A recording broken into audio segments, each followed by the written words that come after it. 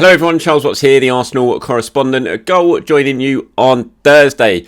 By the time you're watching this, you'll probably have found out the England squad. I'm recording it just under a couple of hours before it is announced. Fingers crossed we get good news for Ramsdale Saka, which I'm sure we will, but also for Ben White, which we absolutely should do. If not, then that will be a major error by Gareth Southgate. But I'll have plenty to say about that tomorrow. Obviously, there was a big game for Arsenal last night, and it was one that they lost at home, which hasn't happened for a while. Beaten 3-1 by Brighton in the Carabao Cup. I have to admit, I had a feeling on my way to the game that this was a game Arsenal were going to lose, and it proved to be the case. Could have got either way. Start the second half at 1-1. They were very, very good. Arsenal, absolutely dominant. Missed a couple of big chances. Southampton. Brighton then hit them on the counter-attack, made it 2-1, and from then on they absolutely deserved to run on and get the win at Brighton. I thought they were very good after going in front.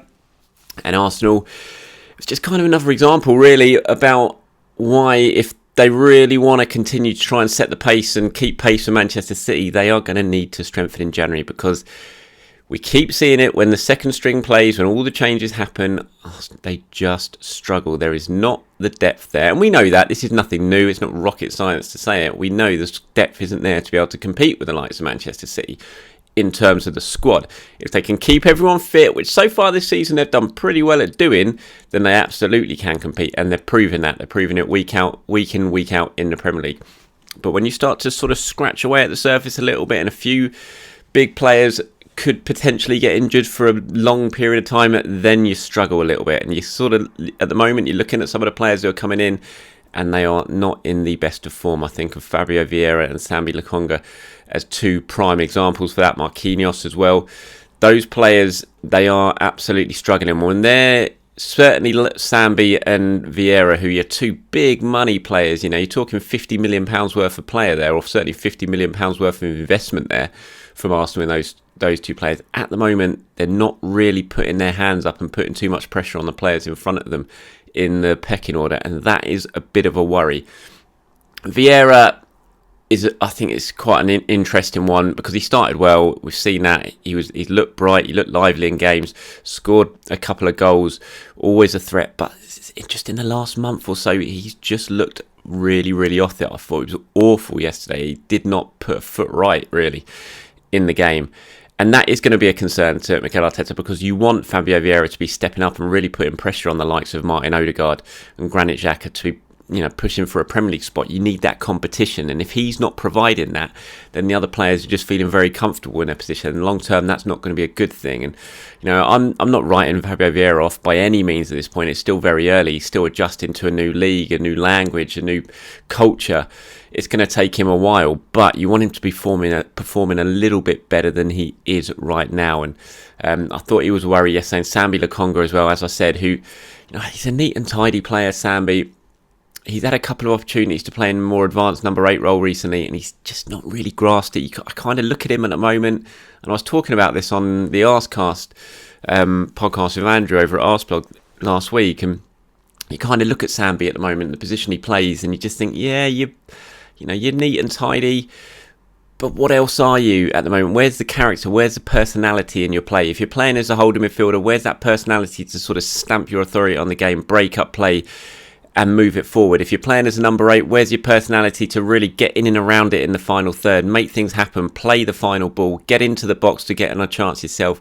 It's just not really happening for him. I'm not seeing that personality. And if you want to be at a very big club and you want to be successful at a very big club like Arsenal, you need that personality, because you need to take your opportunity, and he's just not really doing it at the moment. And for Arteta, it's clearly has to be a bit of a worry. He tried to play it down a little bit yesterday after the game, but it must be a worry. And ahead of January, you've got to think that this is an area that Mikel and Edu and Richard Garlick and everyone, Tim Lewis, Josh Kroenke, they're all going to be sitting down in their room at the moment, looking ahead to January and thinking, right, what do we want to do here? Do we really want to push on and try and challenge Manchester City? Do we really want to sort of take advantage of this position we've put ourselves in terms of the race for the top 4? And if we want to do that, Do we need to push the boat out in January and strengthen the squad further? Personally speaking, I think they absolutely have to. I think they'd be mad not to, because they've put themselves in such a good position.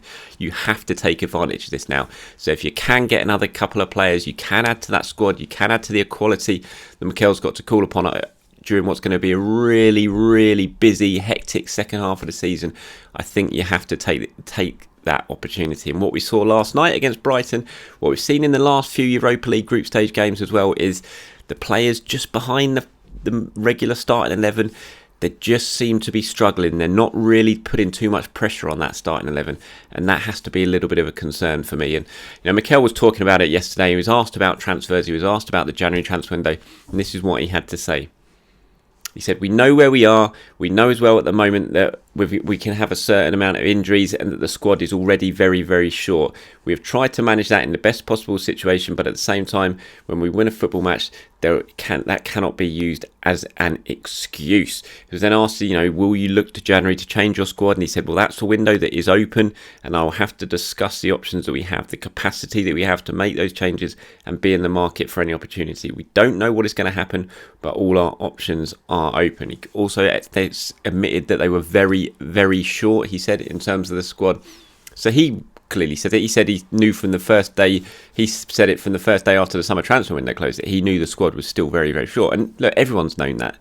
I think, again, expectations have kind of shifted because of where Arsenal are in the Premier League at the moment. Suddenly you're thinking, what does Arteta need to keep the pace in the title race? Whereas before, possibly you're thinking, what does Arteta need to try and keep Arsenal in the race for the top four? Expectations, certainly with some people, have shifted because of the start to the season. But either way, whatever the expectation, whatever you believe Arsenal need to be prioritising this season, whether it be keeping pace for the title or just making sure they get themselves in the top four, I think signings are needed either way, because they just look a little bit short to me. And I mentioned Fabio Vieira there, and I mentioned Marquinhos as well. I think Marquinhos was really poor yesterday, and he has been poor basically since that first game against FC Zurich when he looked bright. I think he desperately needs a loan in January. You've got to get Marquinhos out. It's been a big ask for him to come over at his age from Brazil, go straight into the first team picture at Arsenal. It was always a big ask. I think January, it's been good to keep him here. It's acclimatised him to the club. He's got him used to it. He's played a few games. He's scored. He's done that. I think now he needs to get off in January, play somewhere regularly, and really start to adjust to European football and the sort of rigours of senior football. So I think that needs to happen. And then I think you've got to look at strengthening out wide for Arsenal. I think it's absolutely crying out for another addition to the wide areas, whether it be a left winger or a right winger, someone who can play both. I think they need to do that. I think possibly at centre-back they need something else as well. And I think central midfield, someone who can come in and either take the heat off Partey a little bit or potentially play a little bit further forward. There's all areas. Obviously, we always want the squad to be as best as it possibly can. You're always looking at that and saying, yeah, we've got to strengthen. It's not always that easy, especially in January. But I just think for Arsenal, the position they're in now, it would be a big opportunity missed if they don't at least look to get one or, to be honest, two new signings through the door in January. Arsenal, I think they will try, and the sort of noises you get when you speak to people at the club is there is a confidence and a willingness for them to do it, but at the same time you always get the same sort of thing of it's not just about the willingness for you to do it, it's about the other club and the other players and the players you're trying to bring in. It is never easy to get them through the door in January. So going to be an interesting one though, as I've said in previous videos. I think this January transfer window is going to be really intriguing because we've got the big sort of break during the World Cup. In the build up to it, it almost feels more like a pre-season, more time for the likes of Edu and people like that to really get together and properly plan and have some time speaking to people at other clubs and really lay the foundations ahead of the January transfer window. It's going to be a really, really interesting one for me. Okay, so Fabio Vieira, I've spoken about him already in this video, and again, I thought his performance yesterday was really, really poor, and I don't think he's been great for a while now. He came in, he was bright early on in the Europa League group stages. He scored that goal at Brentford in the Premier League, looked like a really great, exciting addition, but he's just tailed off a bit, and I don't know why that is. I don't know if it's just his confidence has been hit a little bit. I don't know if it's the realisation that, he's very much still going to be a bench player, and he's trying to adjust to that, knowing that no matter how well he plays or whatever he does, he's still going to be behind Granit Xhaka and Martin Odegaard in the pecking order. That might be a difficult thing for him in terms of his mindset. He's obviously adjusting to a new country, that's never easy, but you just kind of look at his performances in the last few games particularly, and they've really tailed off. I thought, he couldn't do a thing right yesterday. His passing was off, his touch was off, he was getting pushed off the ball really easily. It just didn't happen for him, and he looked really frustrated, and he looked really frustrated in the game against Zurich the week before as well. And I spoke to Mikel Arteta about it afterwards, and I asked him about Vieira and his form recently, and if he was worried. And he said, I think in front of goal he's been a little bit unlucky because the last 2 games he could have scored a few more. Every new player needs time to adapt and to play. Obviously, when we played against Brighton away from home and he was surrounded with players who he's been more... Sorry, he got that wrong, but he did actually say Brighton, but he meant Brentford. So obviously when he played against Brentford away from home and he was surrounded with players he's been more familiar with, it was a little bit easier. We've asked him to play in different positions as well because of the needs we have in the squad. I'm not worried at all. And I think that is a fair point when he points out against Brentford, he came in, he was sort of in the midst of all the starting 11 then, he looked more comfortable and looked better because A, he was surrounded by better players, and B, he was surrounded by players who are more used to playing at the moment. When you're sort of thrown into a team when there's 10 changes, it is difficult because all of you are rusty. None of you have really got that game rhythm, and it's difficult to sort of build up any sort of momentum in a game. So I think that's a good point by Mikel Arteta. And as he said, Vieira easily could have scored a couple of goals against Zurich in the last game, even though he didn't play particularly well. Could have scored one last night, missed a good chance. If he does take those chances, suddenly sitting there with 3 goals in his last 2 games, and you're thinking, that's fair enough. You can't complain too much about that. I was then asked, on how he's adjusted and whether he's really settled. He said, well, he missed a big part because he came here and he was injured for 2.5 months. So he missed the whole of pre-season. I think that period now coming up with the World Cup break is going to make him very good. So basically saying he thinks this is going to be Vieira's pre-season. This break, when they go to Dubai, when they have this spell together while other players at World Cup, is basically going to be Fabio Vieira's pre-season.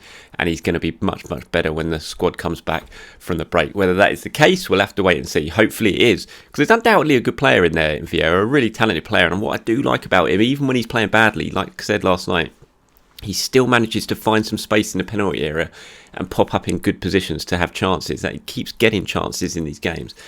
And I think a more confident Vieira, a Vieira who's playing better and feeling better about himself, would have scored a couple of goals in the last 2 games because he's got in the positions to do that. He's just been a bit wild with his finishing. So that is something, and you can see there's a player there. We saw it earlier on when he first came into the team and he was a little bit more confident. So I'm absolutely not writing Fabio Vieira off here, but I think it's pretty clear to see at the moment and the way he's playing that he is struggling a little bit for confidence for whatever reason.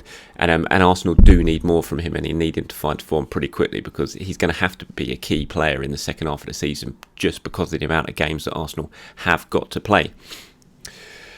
Okay, so Saliba, I don't know if you've seen it yet. He was called up for France. I'm sure you have, which is great news. I mean, it was obviously going to happen. He found out last night just before the game. I actually spoke to him, and a few reporters spoke to him after the game in the mix zone, and he told us about it. He said he was out warming up before the game when Deschamps was announcing his squad. So he came back in from the warm-up and he looked on his phone. He saw Deschamps announcing it. He talked about how proud he was and said he wanted to follow in the lines of likes of Henry, Vieira, Perez in winning the World Cup, and being an Arsenal player and French and having that sort of legendary status at Arsenal. Which is good. He spoke about his partnership with Gabriel Magalhaes as well, which was interesting to hear. And I thought he was one of the good performers last night. Look, it was disappointing to lose last night, no doubt about it. You want to win every single game, but I've got to admit, I don't think anyone's really going to be shedding too many tears about that defeat come the second half of the season when the games start up again, when you're playing pretty much every 2 or 3 days.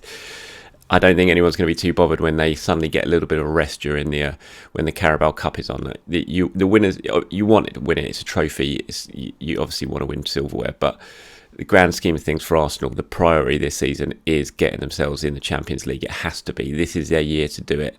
It should have done it last year, but this absolutely has to be their year to do it.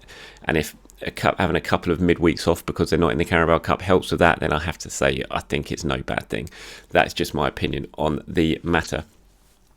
Okay, so before I go, as I didn't get to do them last night after the game, my player ratings, see if you agree with it. Probably not, because you don't tend to. I tend to get a bit of hammering for my ratings.